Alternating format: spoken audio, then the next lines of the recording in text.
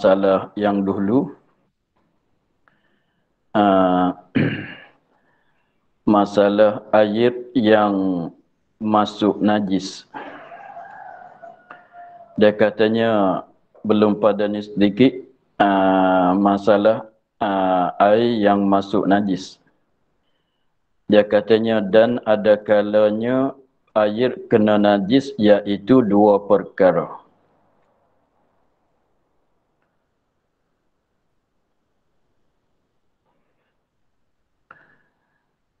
Pertama, barang yang berhubung dengan najis,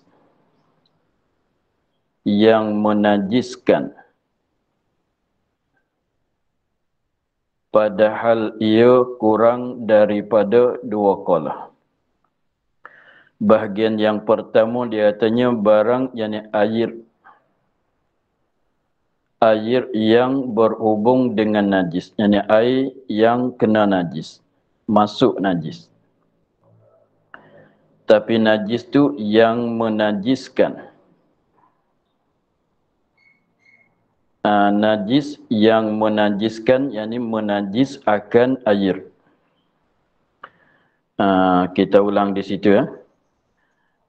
Masalah yang pertama, masalah di sini dia katanya dan ada kalanya air kena najis, dan iaitu dua perkara.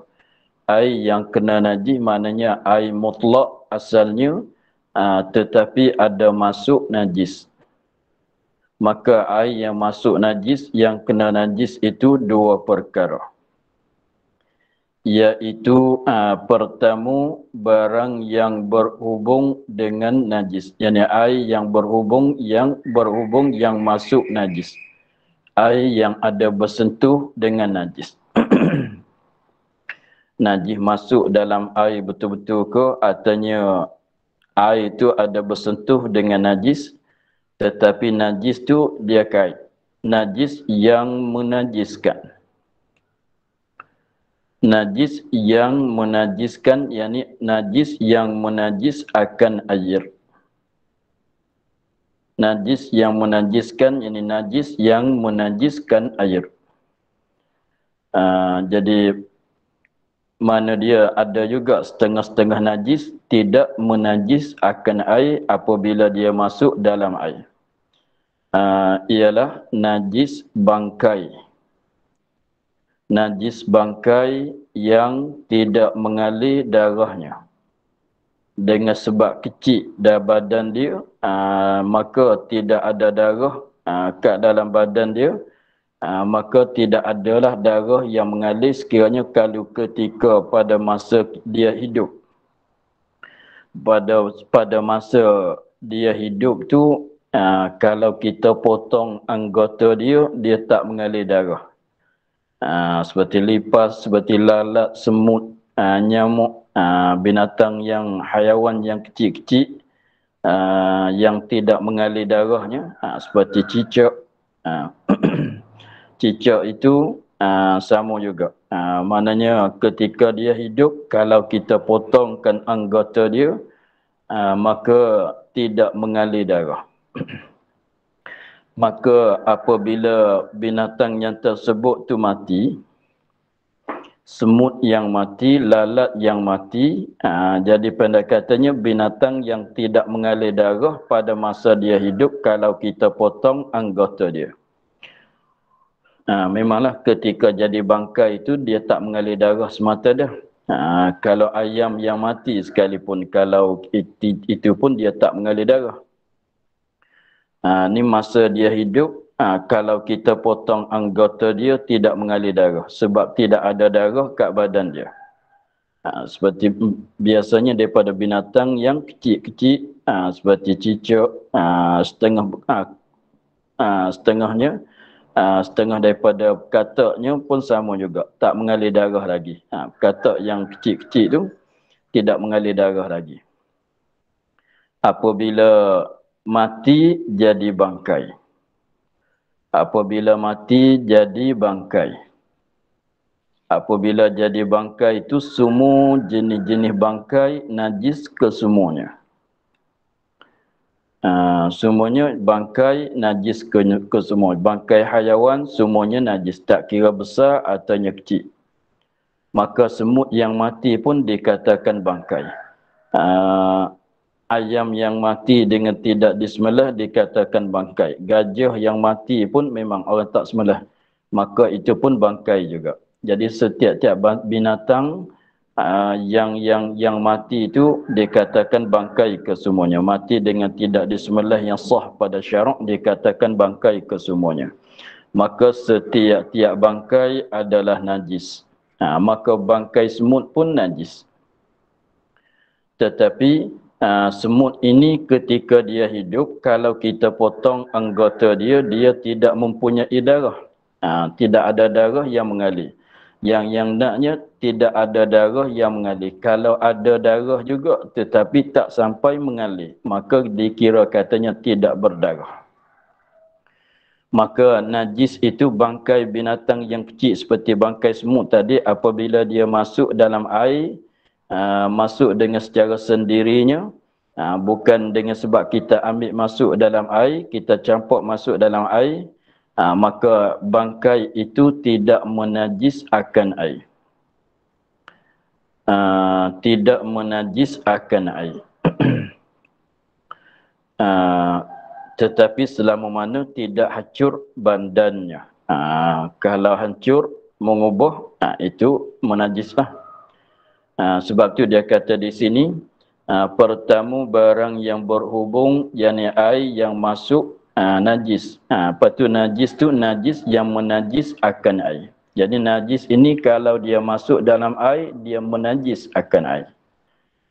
Nak keluar setengah-setengah najis yang tidak menajis akan air kalau dia masuk dalam air. Seperti bangkai semut. Begitu. Padahal ia air itu, barang yang berhubung itu kurang daripada 2 kolah. Maknanya tak sampai 2 kolah.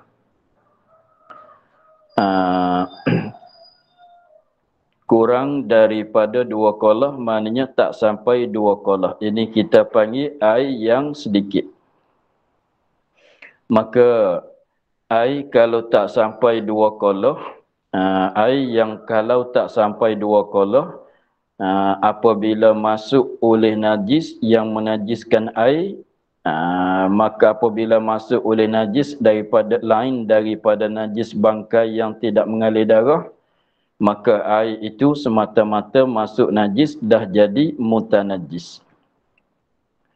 Walaupun tidak berubah sekalipun. Walaupun tidak berubah oleh mana-mana satu daripada sifat-sifat air sekalipun. Maka air itu dah jadi Dah jadi mutanajis. Semata-mata masuk najis. Tapi najis mana? Najis yang menajis akan air. Nak keluar najis yang tidak menajis akan air apabila masuk. Ialah najis bangkai yang tidak mengalir darah.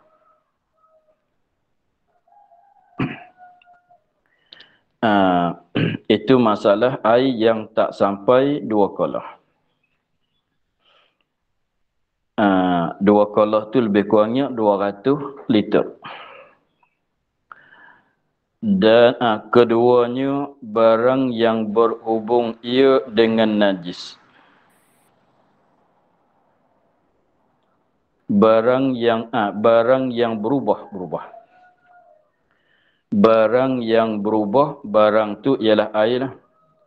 Barang yang berubah ia barang. Yakni air yang berubah ia air.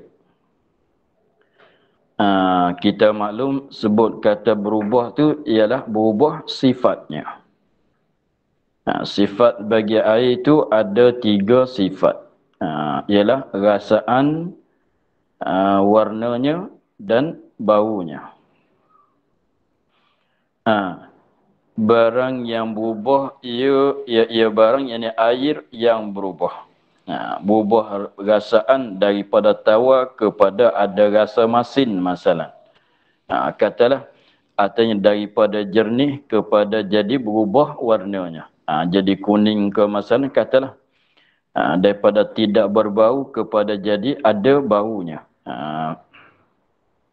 Barang yang berubah, yakni air yang berubah, ya air dengan najis, yakni dengan sebab najis. Najis yang berhubung, yakni yang masuk, yang berhubung, yang bersentuh dengan dia, dengan barang, dengan air. Jadi maknanya air yang berubah. Dia katanya, dan jikalau dua kolah dan lebih sekalipun. Air tak kira. Kalau sampai dua kolah, artinya lebih banyak daripada dua kolah. Kalau masuk najis dan jadi berubah, najis yang menajiskanlah, dan jadi berubah, maka air itu dah jadi muntah najis. Jadi pendek katanya, air kalau tak sampai dua kolah, air kalau tak sampai dua kolah semata-mata masuk najis, yang menajiskan air itu sama ada air yang tak sampai dua kolah dengan sebab masuk najis itu berubah ke tidak, maka adalah air itu dah jadi muntah najis. Tetapi kalau air yang dua kolah ke atas, maka semata-mata masuk najis, kita belum menghukum, kita tak boleh nak hukum kata muntah najis ke tidak, tak boleh hukum lagi. Kalau air itu dua kolah, maka kita kena tengok adakah berubah mana-mana sifat dia ke tidak. Sekiranya kalau ada berubah, maka air itu dah jadi muntah najis juga. Walaupun lebih banyak daripada dua kolah sekalipun, tetapi masuk najis dan berubah.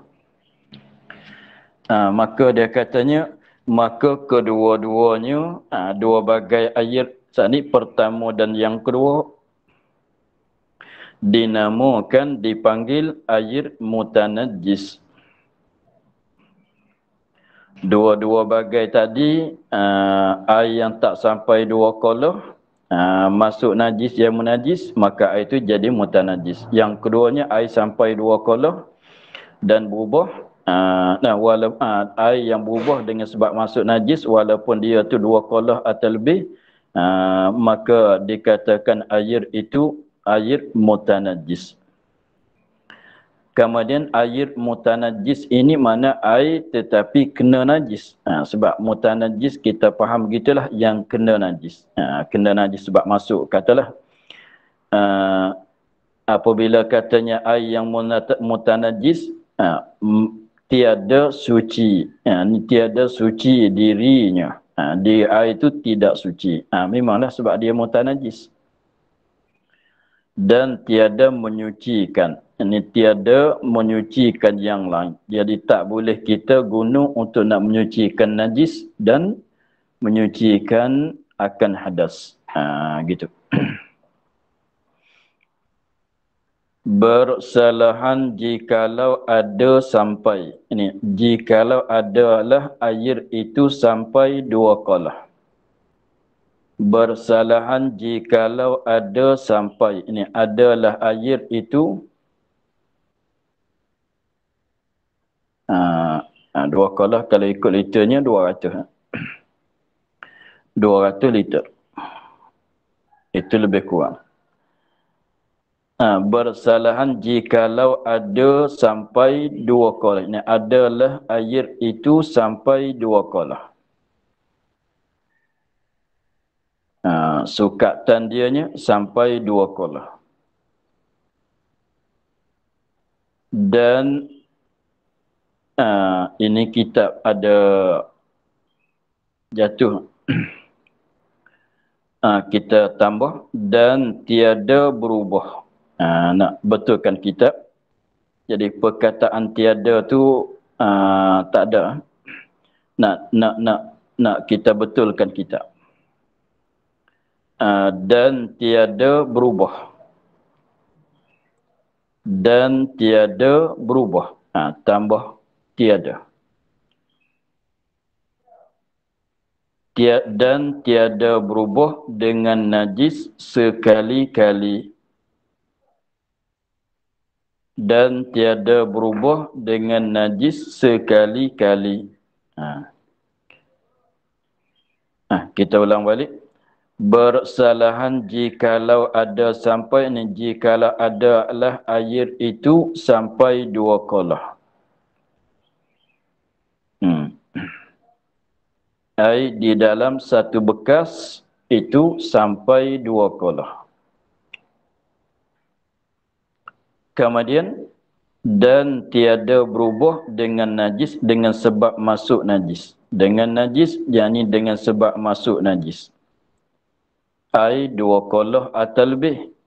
Bersalahan jikalau adalah air itu sampai 2 kolah, kita takdir sampai 2 kolah, yakni atau lebih banyak daripada 2 kolah. Atau lebih banyak daripada 2 kolah. Dan tiada berubah dengan najis dengan sebab masuk najis sekali-kali. Mana tak berubah sekali-kali. Mana tidak ada perubahan tu tidak ada. Jadi air banyak. Jadi maknanya air sampai 2 kolah tu, 2 kolah atau lebih tu kita panggil kata air banyak. Apabila masuk najis, apabila masuk najis, yakni najis yang tidak dimaafkan. Apabila masuk najis, yakni najis yang tidak dimaafkan. Masuk darah ke masalan, masuk air kencing ke masalan dalam air yang sampai 2 kolah itu atau lebih. Tetapi tidak mengubah oleh najis akan sifat-sifat air itu.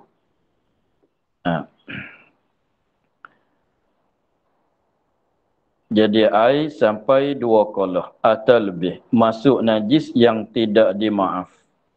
Tetapi dengan sebab najis itu tak banyak sangat yang masuk, maka najis itu tidak mengubah akan sifat-sifat air sama sekali. Tak mengubah. Maka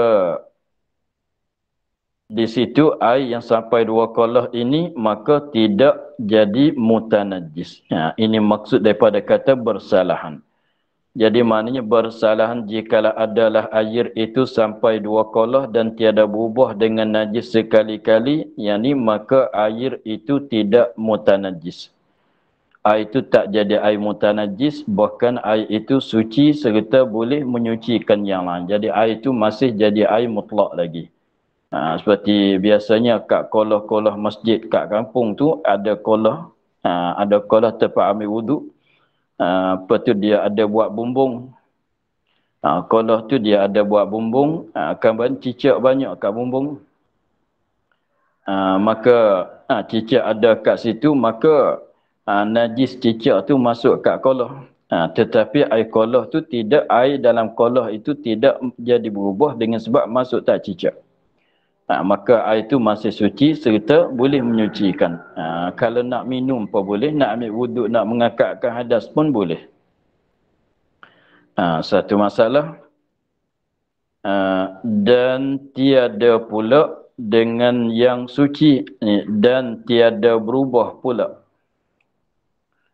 Dan tiada berubah pula, dan tiada pula ini, dan tiada berubah pula dengan yang suci mukhalid, yang terkaya ia bagi air. Dan tiada pula, yakni tiada berubah pula. Air itu, air mutlak itu tak jadi berubah. Tak jadi berubah sebab apa? Dengan yang suci, yakni dengan yang suci yang mukhalid, yakni yang mukhalid. Yakni dengan sebab masuk benda yang suci. Dengan sebab masuk benda yang suci yang mukhalid, yang bergaul dengan air. Mana yang bersedaging dengan air, kita tak boleh mengasingkan dia. Apabila dia masuk dalam air, kita tak boleh asing dia daripada air. Seperti gula, serbuk teh, katalah air kelapa, mana-mana sekalipun yang apabila masuk dalam air itu dia jadi bersedaging dengan air. Yang terkaya ia bagi air, mana dia boleh lepas daripada air. Seperti kita katanya gula. Lagi pulanya bukan tanah dan garam laut. Dan bukan tanah, sebab kalau tanah ni benda yang tidak terkaya air daripadanya. Dan garam laut, adapun garam laut ni adalah air mutlak. Maka fahamnya di situ bersalahan daripada tadi tu maknanya air tak kira air yang sampai 2 qalah ataunya tidak. Apabila masuk benda yang suci seperti gula masalah. Gula apabila dia gula atau menisan dan lain-lain lagi lah. Gula atau menisan dia masuk dalam air dan jadi bersdaging dengan air. Dengan sebab bersdaging dengan air kita panggil mukhalid. Dan boleh lepas daripada air. Tetapi dia masuk dalam air itu tak banyak sangat. Sikit saja. Apabila masuk sedikit tu air tidak jadi berubah dengan sebab masuk benda yang tadi. Maka air itu masih suci lagi pulanya boleh menyucikan. Seperti yang telah dulu sebutlah. Dan bukan tanah. Kalau air itu masuk tanah, itu tak mengapa sebab asal air lalu kat tanah. Dan garam laut, kalau air kosong, kita dapat air 1 botol masalah, kemudian dimasukkan garam laut. Maka tak mengapa, sebab garam laut tu asalnya air mutlak. Kalau berubah jadi masin sekalipun tak mengapa. Dan jika yang dijatuhkan keduanya padanya. Jika yang dijatuhkan keduanya tanah dan garam laut padanya pada air. Dan jikalau berubah yang banyak sebab keduanya, sebab tanah dan garam sekalipun. Maknanya air itu masih jadi air mutlak lagi. Jadi apa dia? Air kosong, air mutlak, ada seorang tu ambil garam masuk dalam air mutlak. Jadi masin lah, berubah jadi masin. Maka tak mengapa. Sebab macam kita ambil air laut, kita campur dengan air sungai. Boleh ambil wuduk tak? Boleh ambil wuduk ke tidak? Memanglah. Jawabnya boleh lah. Sebab kalau air laut betul-betul air laut pun kita boleh ambil wuduk. Kan? Kemudian kalau ambil air laut satu beldi, dan air telaga 1 beldi, kita mari capur, itu masih jadi air mutlak lagi. Sebab air laut pun air mutlak. Cuma rasaan dia masin, asal dianya begitu. Begitu juga kalau air yang masuk tanah. Sebab air itu biasanya daripada tempat asalnya tanah. Kalau lain pada air hujan, air daripada tanah. Sebab air yang kita guna sekarang ni, ulama kata cakap mudah-mudahnya, air yang turun daripada langit, air yang keluar daripada tanah. Dua tu ya saja. Air yang turun daripada langit, air yang keluar daripada tanah. Maka tanah ni benda yang air tak boleh terlepas daripada tanah. Dengan sebab itulah kalau masuk tanah maka tak mengapa. Berubah jadi keruh, maka tak mengapa, boleh jadi masih jadi air mutlak lagi. Boleh menyuci dan suci pada diri. Tengok. Maka bahwasanya air itu menyucikan. Jadi suci serta menyucikan. Maka bahwasanya air itu menyucikan, jadi suci dan menyucikan. Seperti barang yang telah ketahui dulu. Maknanya ini dah sebut dah dulu. Itulah. Jadi beberapa perkara yang kita belajar. Jadi satu masalahnya air mutlak yang masuk benda ke dalam air yang jadi berubah itu.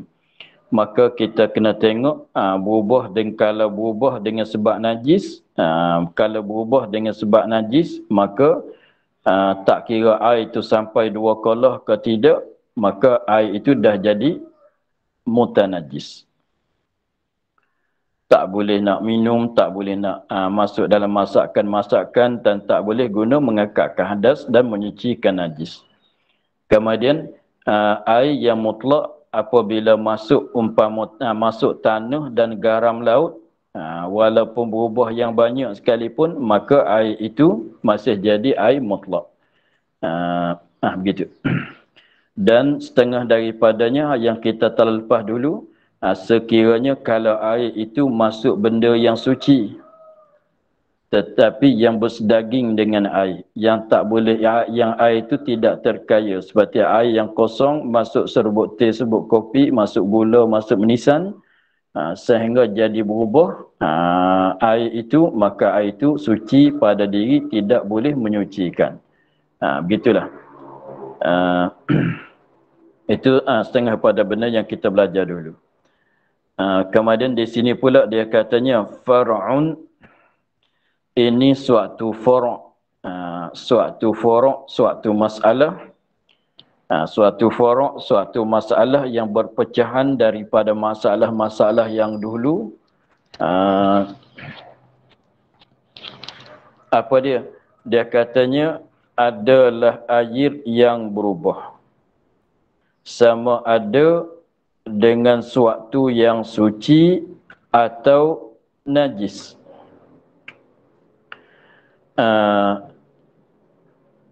Adalah air yang berubah. Air apabila berubah, sama ada dengan suatu yang suci, sama ada berubahnya itu dengan sebab masuk suatu benda yang suci. Yang suci itu maknanya yang bukan mutanajis. Yang bukan najis, bukan mutanajis. Seperti gula dan sebagainya. Atau najis. Atau berubah tu dengan sebab masuk najis. Tiap-tiap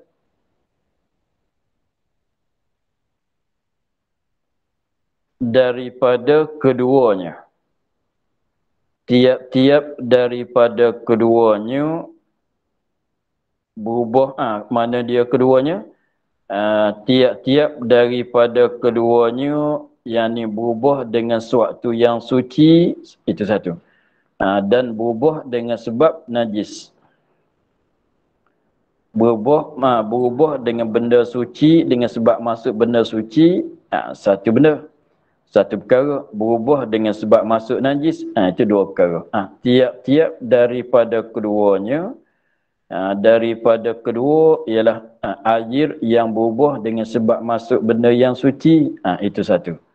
Yang keduanya air yang berubah dengan sebab masuk najis. Tiap-tiap daripada keduanya ada kalanya berubah hissi. Ada kalanya berubah hissi, yakni pada zahir.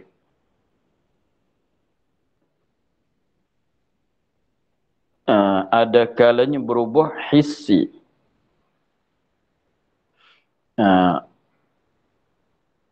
Hissi ni benda hissi. Kita ingat, kalau sebut kata benda hissi ialah benda yang kita boleh dapat dengan pencederaan yang lima.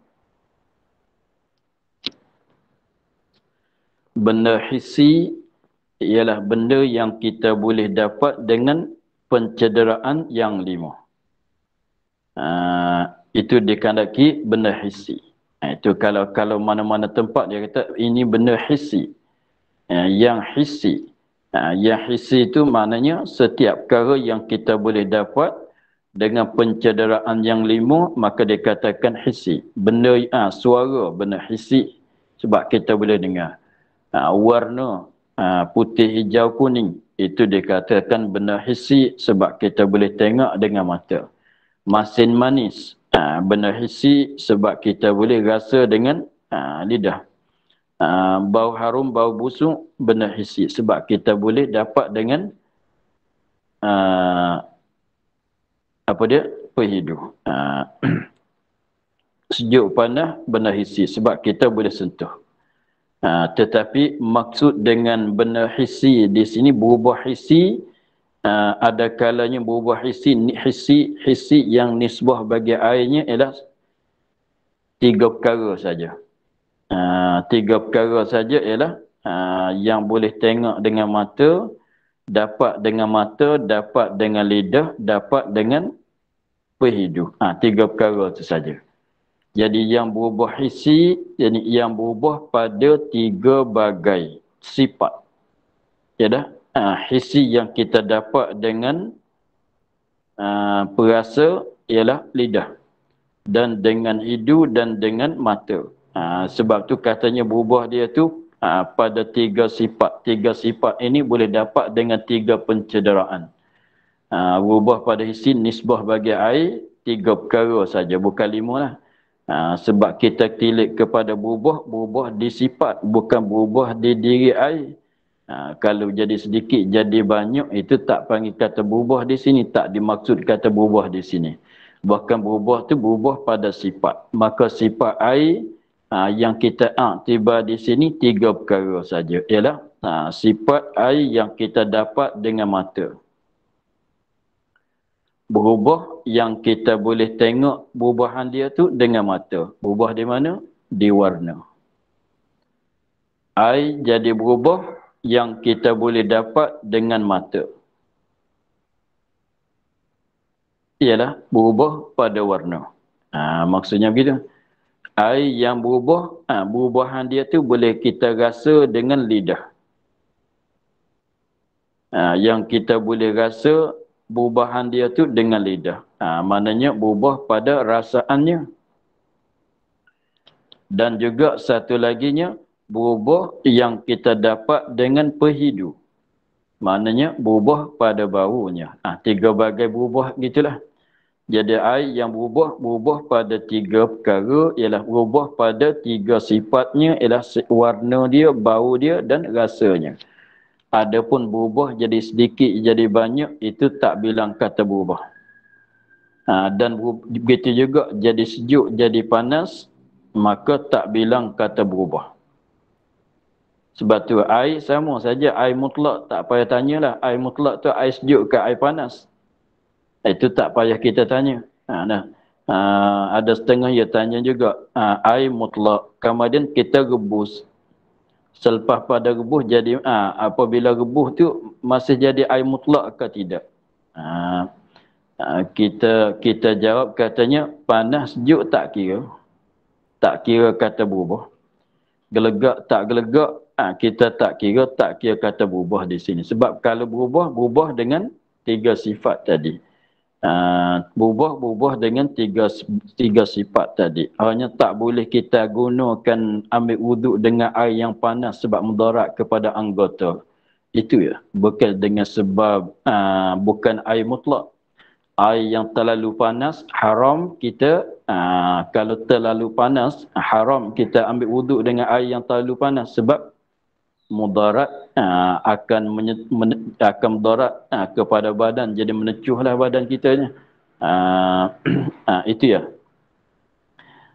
Jadi pada katanya berubah yang hissi, yang berubah yang kita boleh tengok, boleh kita rasa, boleh kita hidup. Itu berubah yang hissi. Sebab tu dia katanya yakni yang didapat sifat yang tiga itu. Yang tiga yakni yang didapat sifat yang tiga. Dapat kata berubah, kita boleh tahu kata ada berubah tu dengan sifat yang tiga. Iaitu sifat yang tiga, rasanya atau warnanya atau baunya. Jadi maknanya berubah air yang kita boleh dapat dengan tiga pencederaan saja. Dengan tiga pencederaan saja. Berubah dia kita boleh tengok dengan mata, boleh hidu dengan hidung dan boleh rasa dengan lidah. Jadi maknanya kalau berubah pada warnanya kita akan nampak dengan mata kita. Kalau berubah pada pada rasaan dia kita boleh ambil rasa dengan lidah kita. Begitulah kalau berubah pada baunya, maknanya kita boleh dapat berubah tu dengan hidup, dengan secara hidup. Begitulah. Itu kalau berubah yang hissi. Berubah yang hissi. Tengok apabila air tu masuk gula. Apabila masuk gula tu, dimasukkan gula, kita boleh rasalah walaupun jadi warna air tak nampak. Kalau gula pasir yang jernih, gula pasir yang jernihnya apabila masuk dalam air, kita kucarkan air itu, maka tak nampak warna dia. Bau pun tidak ada sebab gula tidak ada bau. Gula yang gula pasir yang putih tidak ada warna baginya, tidak ada bau baginya, tetapi ada apa pada dia? Ada rasaan. Maka apabila masukkan air, masukkan gula pasir yang jernih, yang putih tu, masuk ke dalam air, apabila itu air itu akan berubah satu sifat saja, ialah berubah pada rasaannya. Sebab gula tu tidak ada bau, tidak ada warna. Tapi berubah sebab tengok di rasaan dia. Begitulah.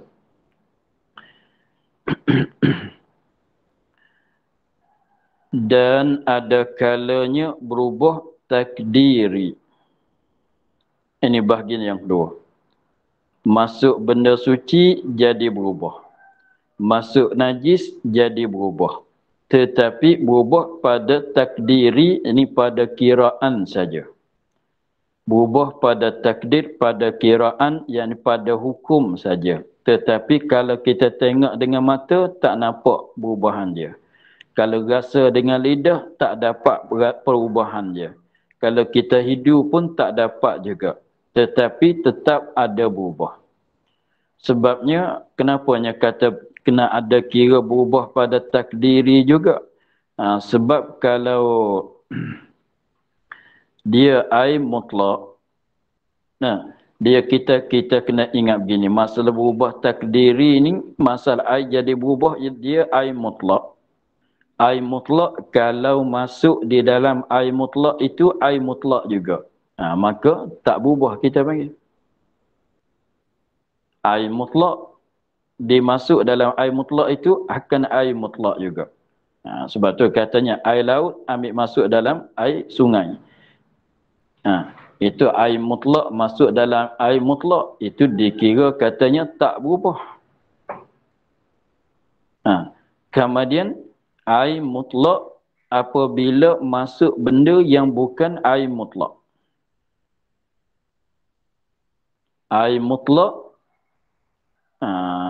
apabila masuk dalam air mutlak itu benda yang bukan air mutlak. Yang lain daripada tanah tadi. Maka apabila masuk benda yang lain daripada air mutlak tadi, maka dia akan ada berubah. Maka dia akan ada berubah.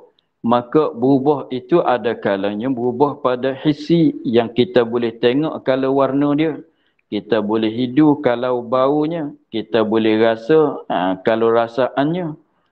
Itu berubah pada hissi.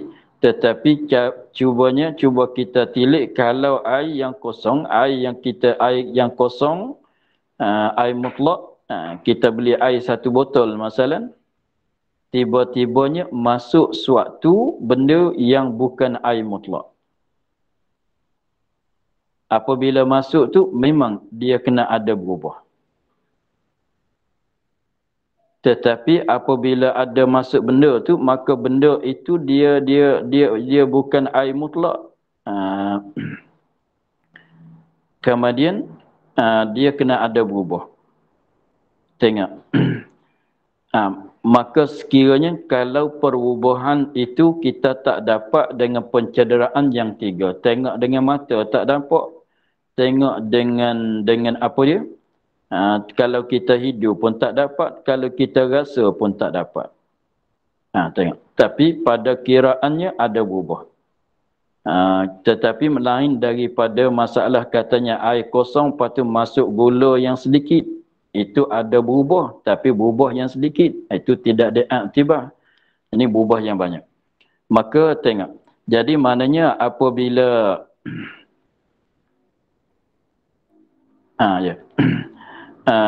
apabila air mutlak, apabila masuk suatu benda yang bukan air mutlak, maka memanglah kena ada berubah. Tetapi berubah banyak ke berubah sikit, maka itulah kita nak kiranya. Tengok kalau kita katanya berubah yang hissi, air kosong,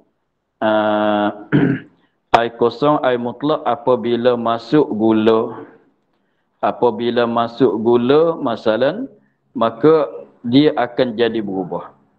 Cumanya kalau berubah tu sedikit saja, kita rasa tu. Jadi kalau tak perhati, tak dapat rasaan manis. Kalau kita merenung sikit, ada rasa-rasa manis. Maka itu berubah yang sedikit, maka tak mengapa lagi. Tak dihilangkan daripada hukum air mutlak lagi. Tetapi kalau masuk gula yang banyak, maka jadi air manis, air gula. Maka dah bukan air mutlak, tak boleh kita nak buat menyuci. Begitulah.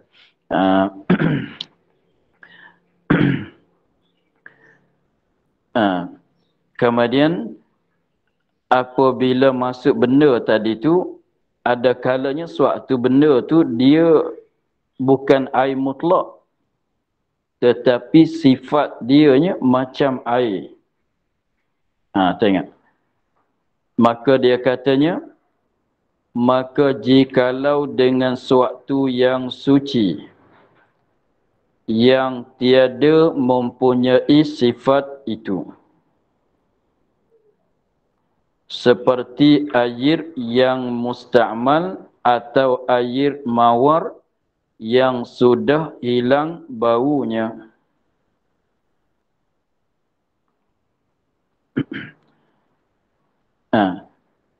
Jadi dia katanya, maka jikalau dengan suatu yang suci, maka jikalau berubah air itu dengan suatu yang suci,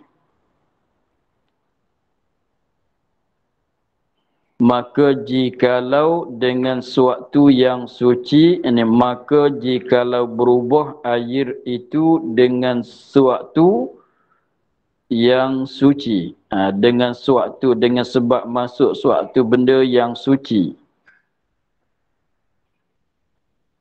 Suatu benda yang suci mana? Yang tiada mempunyai sifat-sifat itu. Tidak mempunyai sifat-sifat itu. Apa dia sifat-sifat itu? Ialah rasanya, warnanya, baunya. Tapi benda yang suci ini adalah bukan air mutlak. Dia masuk dalam air. Benda ini bukan air mutlak, tetapi dia tidak ada sifat dia. Tidak ada rasaan pada dia, tidak ada warna padanya, tidak ada bau padanya. Tetapi dia bukan air mutlak. Masuk dalam air mutlak. Macam mana dia? Seperti air yang musta'mal. Kita dah kenal apa maksud dengan air musta'mal. Air yang kita guna pada membasuhkan, menyucikan, mengakakkan hadas. Yang diguna pada fardu hadas. Yang kita guna pada mengakak hadas, tapi pada basuhan kali yang pertama. Sebab kali pertama itulah ialah mengakakkan hadas. Adapun yang kedua, yang tiga, hadas dah habis. Cumanya basuh lagi itu kerana sunat saja. Lagi pulanya nak panggil air musta'mal itu selama mana air itu apabila dia bercerai daripada anggota kita ketika kita basuh. Dan bertitik ketika kita basuh dan selepas pada kita basuh. Tetapi kalau air itu selama mana ada berpusing ke anggota, lekat ke anggota kita tu, tak dikatakan air musta'mal. Tengok selepas pada kita basuh muka kali yang pertama tu, ada setengah air tu yang bertitik tu pun, yang bertitik tu air musta'mal. Yang ada lekat kat muka tu bukan air musta'mal.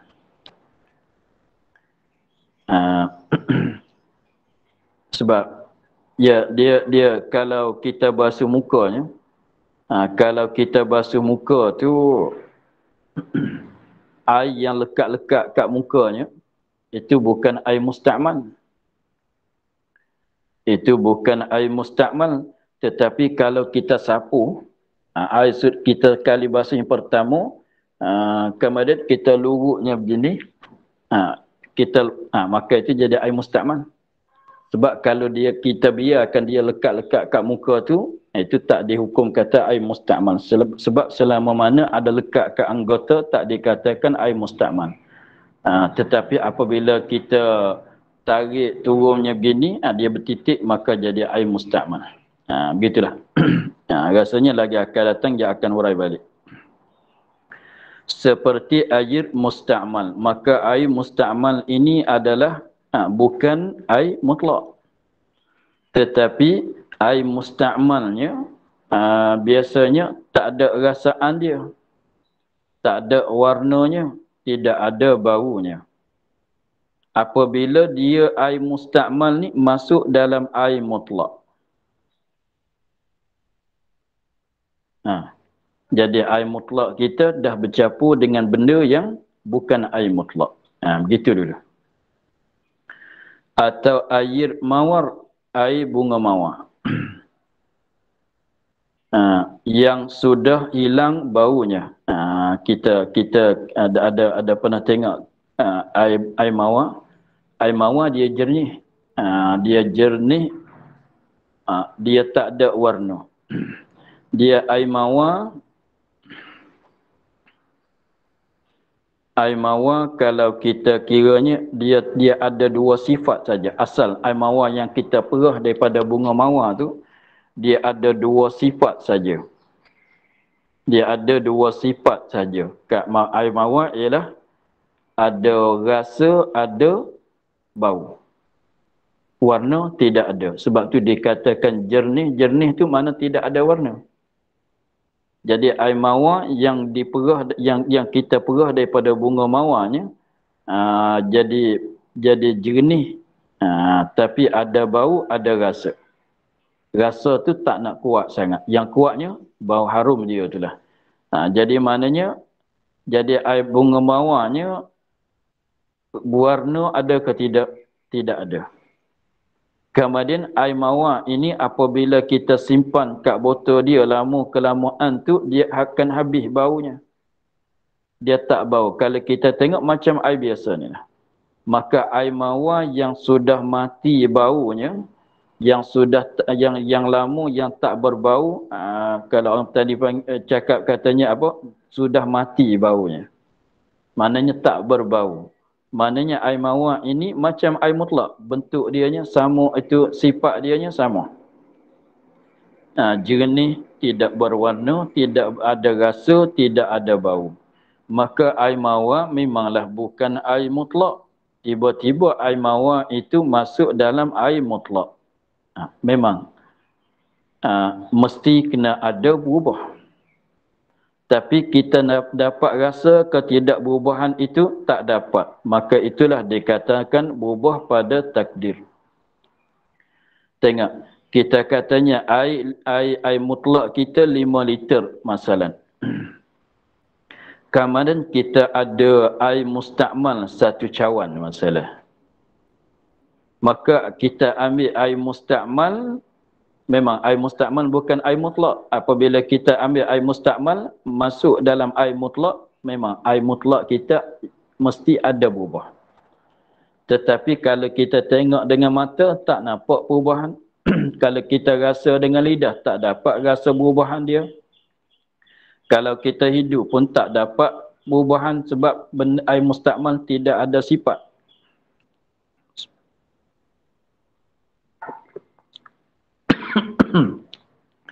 Sebab air mustakmal tidak ada sifat, tidak ada warna, tidak ada rasa, tidak ada bau. Begitu juga kita katanya air mawar yang sudah mati bau, air mawar yang sudah hilang bau apabila masuk dalam air mutlak, kalau kita pada hukumnya mesti kena ada berubah. Sebab dah masuk dalam air mutlak tu benda yang bukan air mutlak. Memang dia kena ada berubah. Walaupun kita tak dapat dengan mata kita sekalipun, walaupun kita tak dapat dengan perasaan, dengan rasa lidah pun tak dapat sekalipun, tapi mesti kena ada berubah. Maka kembali kepada kaedah asalnya, air kalau masuk benda suci, kalau berubah yang sedikit, masih jadi air mutlak. Kalau berubah yang banyak, maka hilang daripada air mutlak. Maka masalah air mustakmal itulah yang kita kena jaga kan. Biasanya kalau orang ambil wuduk dengan beldi, dia cebok air, ya dapat air satu beldi, kemudian dia cebokkan air kat beldi itulah untuk ambil wuduk. Kemudian air mustakmal tu kalau bertitik masuk dalam beldi tu, dalam air yang ada kat beldi tu, maka dia akan jadi berubah pada takdir.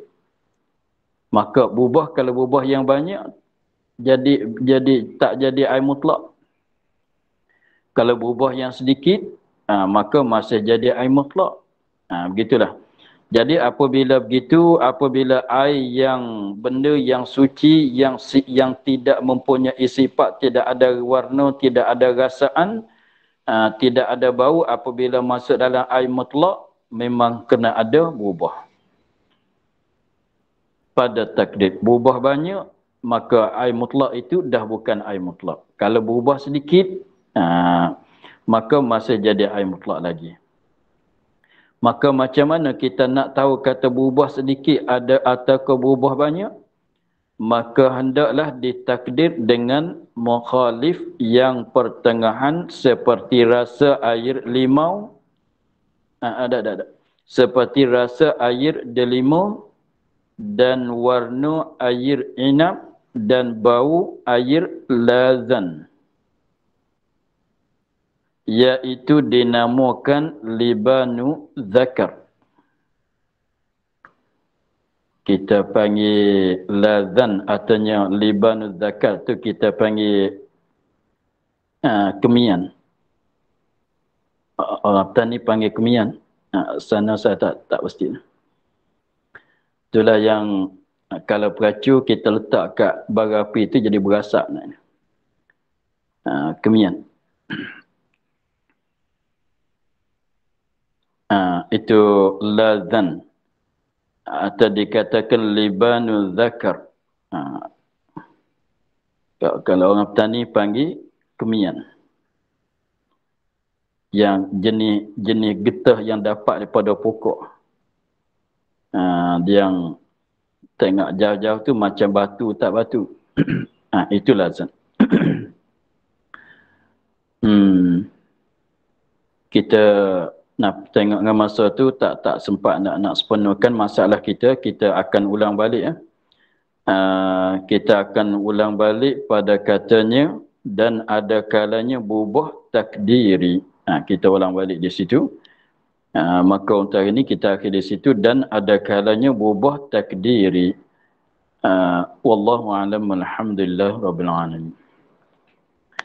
أعوذ بالله من الشيطان الرجيم بسم الله الرحمن الرحيم الحمد لله رب العالمين والصلاة والسلام على أشرف الأنبياء والمرسلين وعلى آله وصحبه أجمعين اللهم افتح لنا فتوح العارفين ونور قلوبنا من نورك الكريم واجعل عملنا خالصة لوجهك الكريم اللهم إنا نستودعك ما قرأناه وما حفظناه وما سمعناه فردد علينا وافتح يدينا سبحان ربك